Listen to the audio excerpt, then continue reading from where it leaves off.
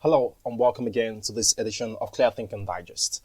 We're still exploring the Intelligence Upgrade series, but this edition is called Clear Thinking Nuggets, where I'm going to be sharing short nuggets that will help you to upgrade your intelligence, that will help you to understand principles and strategies and approaches that you can use to make better decisions faster, quicker, and more accurately for you to get to the top 1% of your career.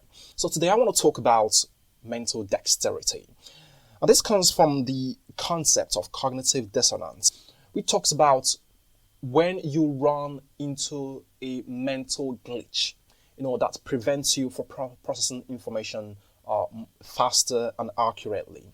A quick example is when you hold an idea that, let's say, that you have the capacity to lead, people, but at the same time, you wouldn't want to take responsibility for certain things when it comes to the managerial demands that are involved in your work. So when you run into this kind of mental glitch, it prevents you from making accurate decisions and doing them fast enough. And it is significant. It's a sign that you don't have the capacity, you don't have the capability to run information and process them at a level that is accurate and that will allow you to make better decisions.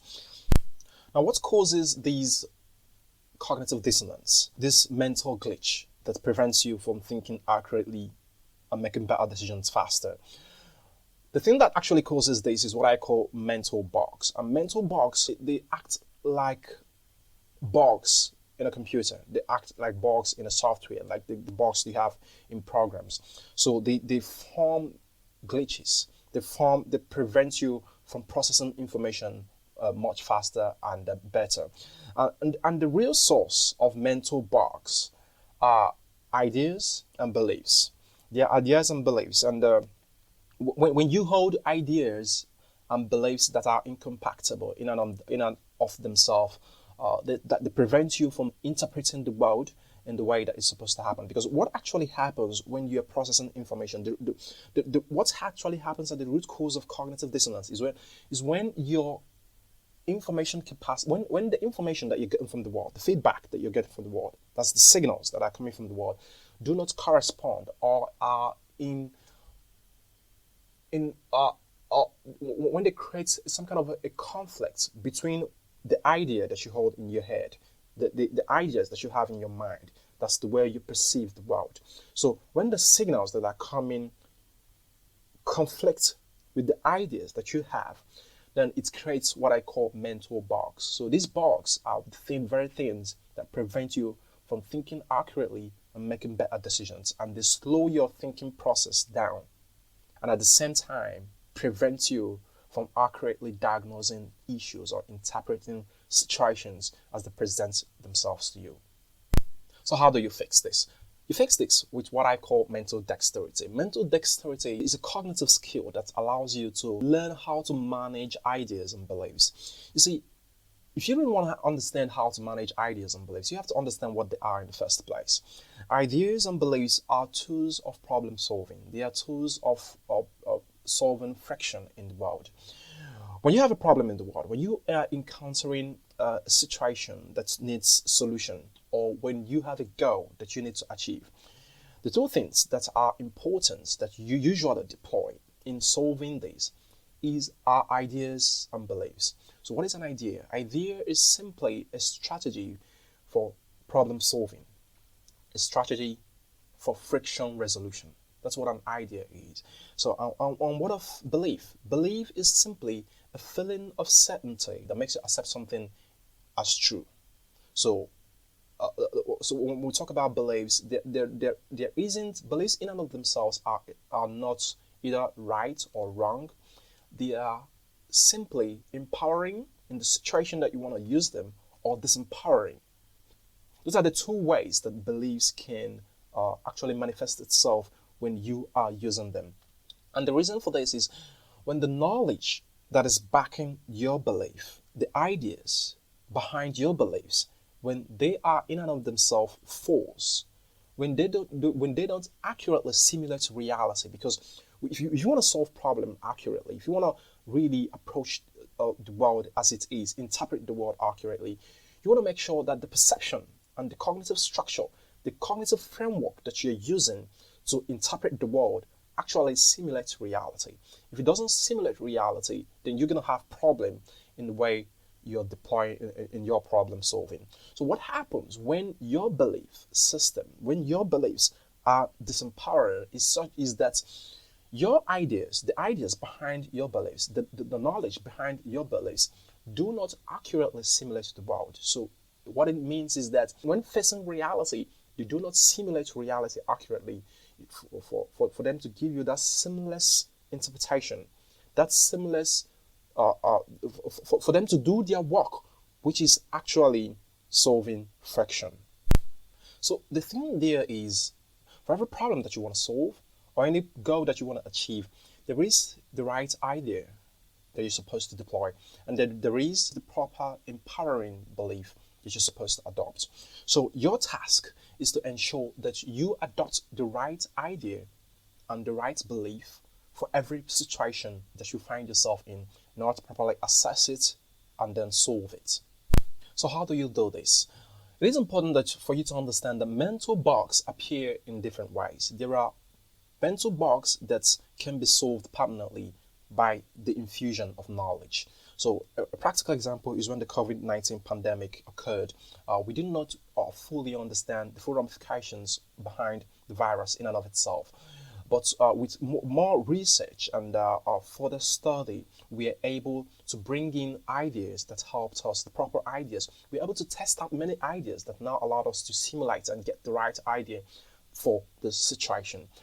But prior to that, we had to play around with ideas, and it also created a lot of mental blocks in the minds of people. And you could see this with the a lot of people coming up with conspiracy theories and a lot of ideas, accusations, the name calling, the blame game. All of these were significance of the mental box that came in as a result of our inability to process the information to solve the problem because of our non-familiarity with the problem. And this is a clear instance of the lack of knowledge or the insufficiency of knowledge that is required to solve the problem. So that's the first case of how a mental bug is created and how it can be solved by the infusion of knowledge. So the second cause of mental bugs comes from our own very nature, our biology, how it is set up. You see, our biology is set up in a way that there is a multivariant combination. There is an interaction, a complex interaction between cells that creates the biological system that we have. And then this biological system that we have comes to a point whereby the many cells that come together creates a complex system that becomes so complex that it cannot manage itself, that the only option that it has is to create a psychological self. And that psychological self is the autobiographical self that you call myself, that you recognize as the I in you. So this is a clear case of a mental bug. But in this case, this is not a mental bug that we can deal without. We cannot actually deal without it because it is a necessity for us to survive. Your biological self cannot sustain itself unless the psychological self retains its integrity, has a level of integrity that sustains the biology. So a clear example of this is when you suffer depression because of the things that are happening in the world, because of your inability to solve a problem.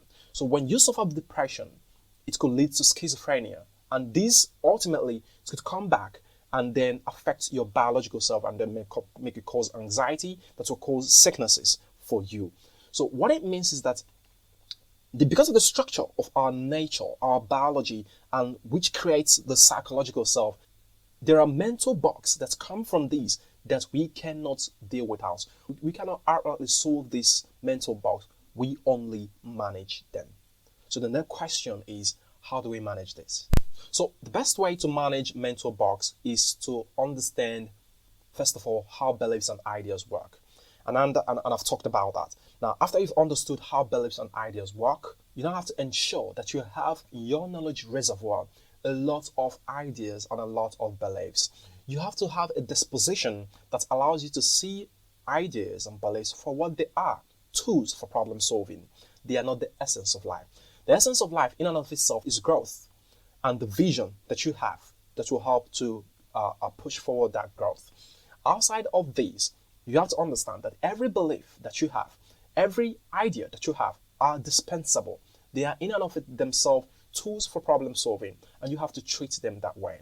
If you hold an idea or a belief so firmly that you cannot deal without it, when you find yourself in a situation where those ideas and those beliefs are not tenable, then you're going to find yourself in a difficult situation whereby you'll be applying the wrong idea with a disempowering belief to a situation that doesn't support it. So you want to understand how to combine ideas and beliefs together for you to really deploy them in your problem solving. The next thing you want to do is you want to learn how to assess situations. You want to learn how to interpret situations. So when you find yourself in a difficult situation, or when you find yourself, you've set a goal and you need to achieve this goal, you want to assess that situation to know what the best idea that can be deployed in that situation. But you cannot do this if you don't have a lot of ideas and beliefs in your knowledge reservoir to deploy. So the first thing is to get these ideas and these beliefs in your knowledge reservoir through study, through experience that you gather, through research. This allows you to hold a lot of ideas, hold a lot of beliefs. The people who are crushing it at the top 1% of their career have a lot of ideas and beliefs in their reservoir. They hold a lot of ideas and beliefs, but they do not attach themselves with either of these ideas or any of these beliefs. They understand them for what they are, which are tools. Now, the second thing is to now understand how to assess the situation, to know which idea and which belief is most relevant to a situation for you to deploy them. So when you have done this, it will enable you to now learn how to combine the right idea and belief for the right situation for you to get to the solution that is required for it. So the ideas and the principles and the strategies that I've explored in this video are detailedly explained in my upcoming book, The Journey to 1%. This book is about to be released in the course of this year, so please look out for it to get it. Thanks again for joining me in this edition of Clear Thinking Digest. You've just watched the Clear Thinking Nuggets that talks about the skill, the cognitive skill of mental dexterity and how you can use it in solving cognitive dissonance. If you've got any questions or comments, please drop them in the comment section. I look forward to addressing them. If you're seeing this on YouTube, please do well to subscribe. And if you're on Facebook, please do well to like my page and hit the notification button so that you can get these videos whenever they appear every week.